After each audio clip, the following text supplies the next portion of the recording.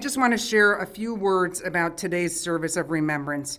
There's something about this time of the year, I think, when we move from summer to fall that invites this kind of shifting time of spirit and reflection. And this congregation has held remembrances in October. Sometimes they were connected to the Day of the Dead, which is a Mexican holiday where families welcome souls of their deceased relatives back for a reunion with food and drink and celebration. And as we evolve as a faith, Unitarian Universalists are grappling with feeling uncomfortable with other people's cultural worship. And so we've just created the service of remembrance, of grief and remembrance. And I just want to say this isn't just about remembering those who have died in the past year, although our hearts are most tender with the grief of recent loss. But it's also a time to just recognize those who have passed earlier in our lives and those who remain in our hearts and memory. And it's a time to acknowledge the many sources of grief that impact our hearts and are in our lives. If you brought a picture, feel free to put it up there. I know I've got it several online. We have a obituary, that's what we have so far, but that's just fine. But feel free to put it up on the table. And whether or not you brought a photo, when it's time to talk, please know you need not have something in your hand or on the screen to share. As you know, this is kind of a society that often fears talking about death and avoids it and scarcely understands the spiritual dimension of grief. But here we want to make time for grief and gratitude and love that these losses hold. So I want to thank the ministers, my buddies over at First Universalist, who I've taken part of their text for this service and part of the ritual. And I want to welcome all of you here and online, and I'm grateful we are together today.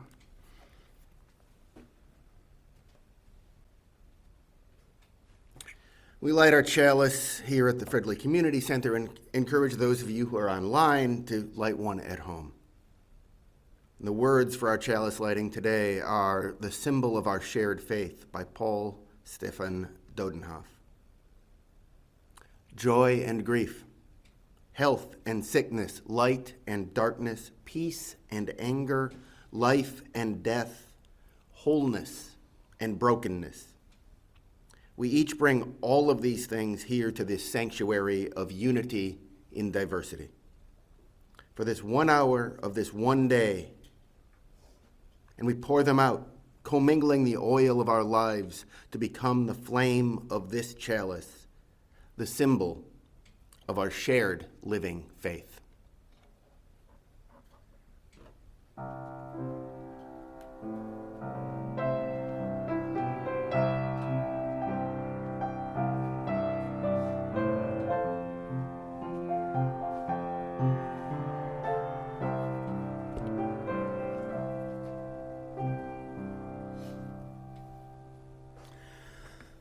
For our intergenerational moment or message for all ages today, I want to share a Buddhist wisdom tale. It's one that has stayed with me ever since I've heard it, and perhaps you've heard it. There's many versions of it. This one is called Kisa Gotami and the Mustard Seed. During Buddha's time, there lived a woman named Kisa Gotami. She married young and gave birth to a son. One day, the baby fell sick and died soon after. Kisa Gotami loved her son greatly and refused to believe that her son was dead. She carried the body of her son around her village, asking if there was anyone who could bring her son back to life. The villagers all saw that the son was already dead and there was nothing that could be done, and they advised her to accept his death and make arrangements for the funeral. But in great grief, she fell upon her knees and she clutched her son's body close to hers, and she kept uttering for him to wake up. A village elder took pity on her and suggested that she consult Buddha. Kisa Gotami, we cannot help you, but you should bring your son to Buddha. Maybe he can bring your son back to life. Kisa Gotami was extremely excited upon hearing the elder's words, and she immediately went to Buddha's residence and pleaded for him to bring her son back to life. Kisa Gotami, I have a way to bring your son back to life. My Lord, I'll do anything to bring my son back. If this is the case, then I need you to find me something. Bring me a mustard seed, but it must be taken from a house where no one residing in the house has ever lost a family member. Bring the seed back to me, and your son will come back to life. Having great faith in the Buddha's promise, Kisa went from house to house trying to find a mustard seed. At the first house, a young woman offered to give her some mustard seeds, but when Kisa asked if she'd ever lost a family member to death, the young woman said her grandmother died a few months ago. Kisa thanked the woman and explained why the mustard seeds did not fulfill the Buddha's requirements. She moved on to the second house. A husband died a few years ago. The third house lost an uncle. The fourth house lost an aunt. She kept moving from house to house, but the answer was all the same. Every house had lost a family member to death. Kisa finally realized that there is no one in the world who has not lost a family member to death. She now understood that death is inevitable and a natural part of life. Putting her grief aside, she buried her son in the forest.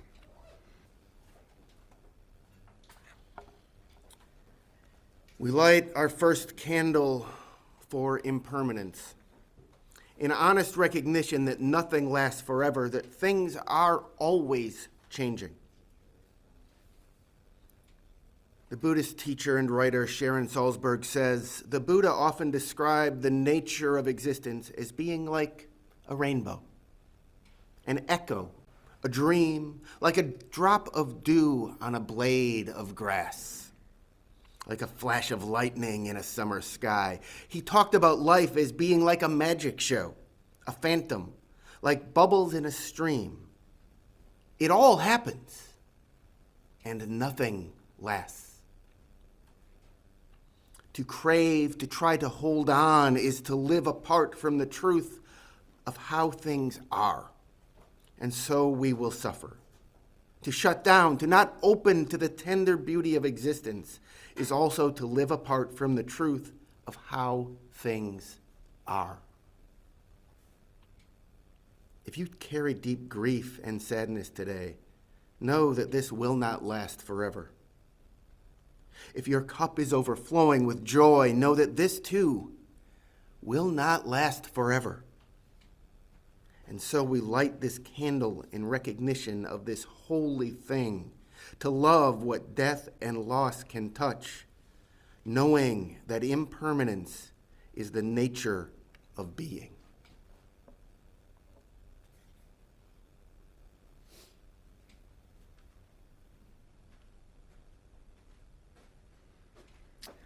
Life comes for us in 1,000 different ways. Undoes plans, upends traditions, knocks down the doors of our defense in a moment. Every expectation releases like the in and out of breath. Life is urgent, also unbearably slow, and does not take well to our fantasies of control.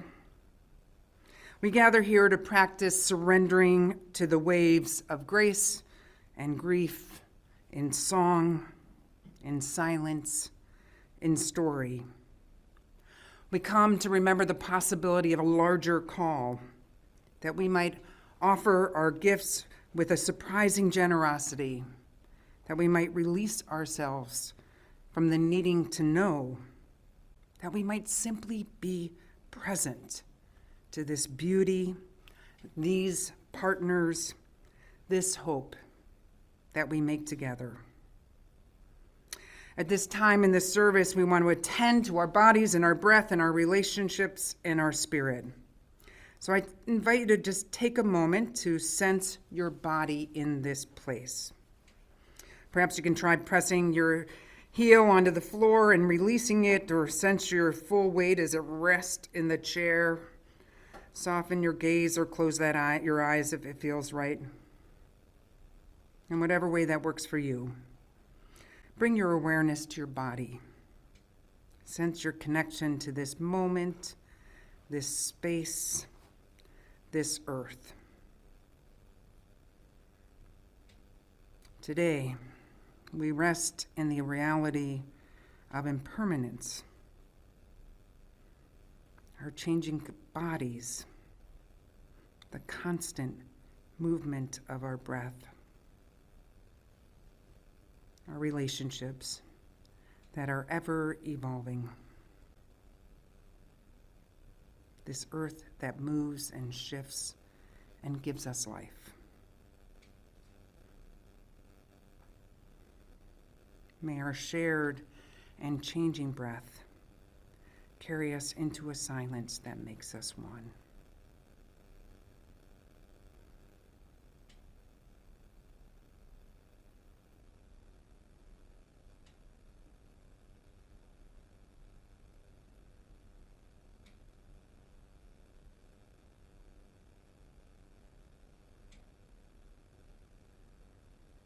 Spirit of life and love, God of many names and beyond naming, today we hold space for all the losses, the dream we had to let go of, the death of someone dear, the ending of a relationship,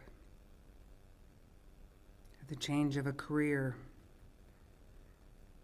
the child who has distanced themselves from us, the loss of income, changes in our health, and so much more. We've cried alone, and together we have trudged on with determination or with resignation, and maybe started down a new path with a sense of opportunity. But in this moment, we pause together and just feel what we need to feel, honoring what we have lost and what we have navigated.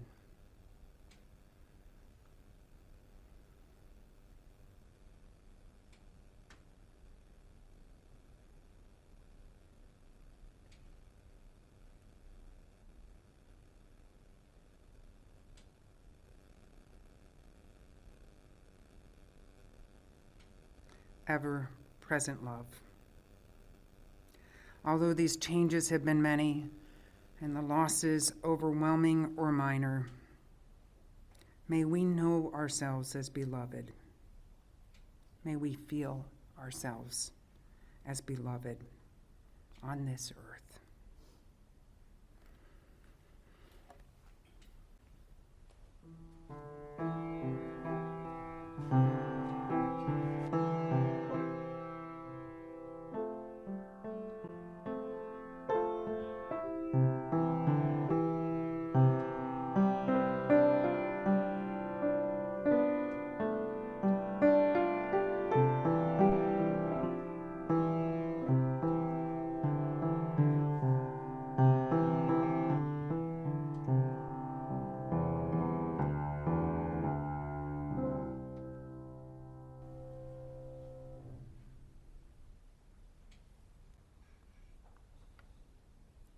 As a culture, we often struggle to hold grief and joy together. But positive and negative emotions can sit side by side. Indeed, they kind of have to. One does not push out the other. You don't have to be done with the pain you feel to make space for meaning and joy. We often feel both at the same time. We are witnesses to each other's grief and joy. There is no timeline attached to grief. And here we can be honest about how grief comes and goes and resurfaces once again, just as joy and peace return to us over and over again. And later, we will share stories and wisdom that comes from those we have loved and lost. But now, at this time of the service, we share joys and sorrows of this past week so that we can celebrate the joys and hold the sorrows with you. I want to take this moment to just hold up the pain in the world. Gaza, Israel, people live in fear. And it's hard to see where peace and hope can thrive. For thousands of people in Maine, for days living in fear, and so many people dead and wounded for reasons that we still don't really know and may never understand. I heard this morning somebody talking about the book Watership Down and a new version of it, and they wanted to hold up that there is shadow. But the shadow tells us that there is also light. Hi, I'm Amy, and this is a blog post that I wrote in August of this year. I recently pulled one of my mother's favorite tricks, the exploding can of soda in the freezer. Yes, I put a can of Coke Zero in the freezer to quickly cool it, forgot about it, and hours later, found its frozen contents all over the freezer. Okay, the frozen Coke Zero wasn't really all over the freezer and was relatively easy to clean up. But, as I often do, I'm prioritizing dramatic effect over accuracy. What really made it a clean move, though, is that I immediately started blaming my husband, Chad, for this incident. No, my mom would never have blamed Chad, who was clearly her favorite human, for any mishap. But she would have blamed my dad. In my mom's world, my dad was responsible for every mishap, annoyance, or tragedy she experienced, and many she just heard about. To be fair, many things were my dad's fault, but even he could only cause so much mayhem. So when I encountered the exploded Coke Zero and automatically started blaming my spouse for something that was clearly my fault, I was in full Colleen mode. How was the frozen Coke Zero Chad's fault, you may ask? Well, if he hadn't drank the last properly refrigerated can of Coke Zero, which I don't know if he actually did, I wouldn't have been forced to put one in the freezer in the first place. And then he probably did something to distract me, so I didn't take it out of the freezer before it exploded. I'm not sure what that was, but given time, I could think of something. In that moment of annoyance and ridiculousness, I felt really close to my mother. I'd like to think I feel my mother's presence when I'm generous or loyal or helpful, and I do, because my mother was all those things. But I really thought about my mother, really felt I was my mother, when I blew up a pop can. Is that really my mom's legacy? This little quirky habit she had? Well, maybe, or at least part of it. Will Chad really remember me for being unable to open bags of chips and boxes of crackers without destroying them? And leaving him annoying Post-it notes to inform him that the dishes in the dishwasher are clean, with the subtext that, if you put dirty dishes in with them, I will murder you. And Editor Chad's notes, it's not subtext. It's definitely text. Yeah, probably. In some ways, I hope so. Being remembered for the little details about our peculiar ways, even if they annoy our loved ones, means that we are really known. As I was cleaning up the Coke Zero mess, I wanted to message my sister about it. She would have totally gotten how I was channeling our mom. She would have been amused, or at least pretended to be. In the almost 23 years since my mom died, I miss her all the time, in big and little ways. I don't like it. I hate that she's dead and that she's been gone so long. But the pangs of loss usually don't surprise me anymore. Feeling the loss is just part of who I am now. But I'm not used to missing my sister yet. She died in April of this year, so I'm still surprised and confused sometimes when I think, oh, I'll send Jen a message about that, and then realize I can't.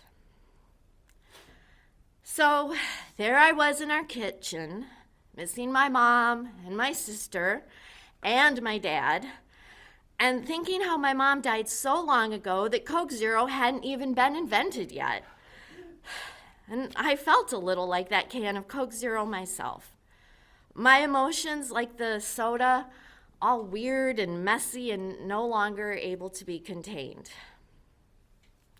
My frozen Coke Zero can metaphor feels silly and overdramatic, and yet true. So I might as well carry it a little further, even further. Just like exploding Coke Zeros, my emotions, my grief, may at times be uncontrollable and inconvenient, but I shouldn't try too hard to avoid them. At least they're calorie-free. Thank you.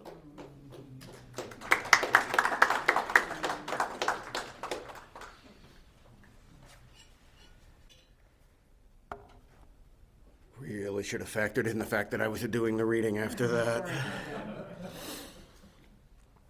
Silly and overdramatic also described my mother-in-law, who ruined all mother-in-law jokes for me.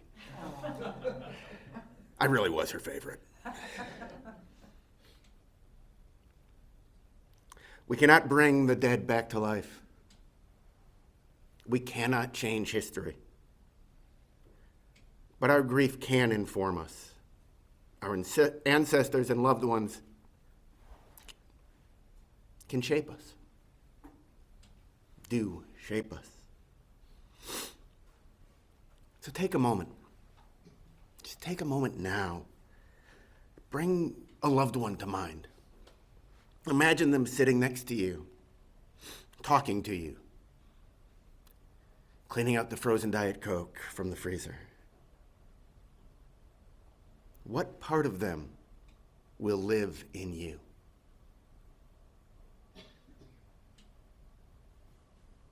I wonder. What values and wisdom of the deceased might we embody? The love of family and community, a sense of humor, a deep connection with nature, a desire for justice, a fearlessness about confronting one's own mortality.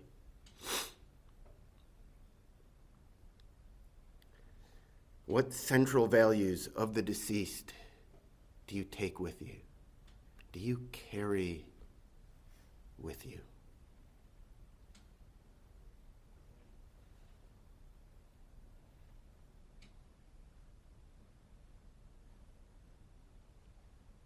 We light our third and final candle this morning for that light which darkness cannot extinguish. For that light and those values that are passed generation to generation, and that now lives on in each of us together.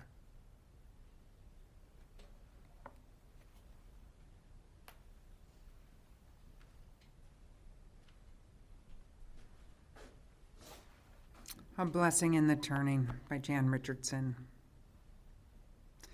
May you know the slow mystery in which mourning becomes a dance, turning toward the gladness that wants to meet you in your grief. May comfort come to enfold you, not to take away all sorrow, but to infuse it with tenderness, with rest, with every grace it has.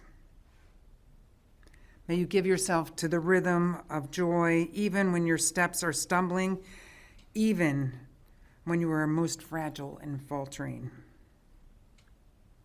May you know the dancing that comes in the dying, moving you in time with the heart that has held you always, even when you could not hear its beating, even when you could not bear its love.